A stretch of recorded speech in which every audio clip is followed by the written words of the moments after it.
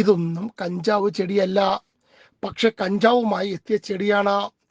സംഭവം അത്യുൽപാദന ശേഷിയുള്ള ബലവൃക്ഷ തൈകളാണെങ്കിലും കഞ്ചാവ് കൊണ്ടുവരാൻ ഉപയോഗിച്ചതാണ്.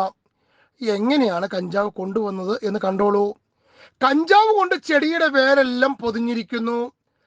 ആസാമിൽ നിന്നും കന്യാകുമാരിയിലേക്ക് പോയ വിവേക് എക്സ്പ്രസ് ട്രെയിനിന്റെ ജനറൽ കമ്പാർട്ട്മെന്റിൽ നിന്നും RPF കുറ്റാന്വേഷണ വിഭാഗം പിടികൂടിയതാണ്. ഇതെല്ലാം കഞ്ചാവ് കൊണ്ടുവന്നവൻ നിസ്സാരക്കാരനല്ല എന്ന് ചുരുക്കം.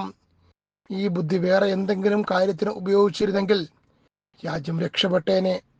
ഒറ്റ നോട്ടത്തിൽ ആരും ബലവൃക്ഷ തൈകൾ കൊണ്ടുവന്നതാണെന്നേ വിചാരിക്കൂ. തൈകൾ ഉണങ്ങി നിൽക്കുന്നത് കണ്ട് സംശയം തോന്നിയ RPF കുറ്റാന്വേഷണ വിഭാഗം പരിശോധന നടത്തുകയായിരുന്നു. 19.5 കിലോ കഞ്ചാവാണ് ഇത്തരത്തിൽ കടത്തിയത്. ഉടമസ്ഥനില്ലാത്ത വൃക്ഷത്തൈകൾ ആയതുകൊണ്ട് തന്നെ കഞ്ചാവ് കൊണ്ടുവന്നയാളിനെ കണ്ടിട്ടില്ല.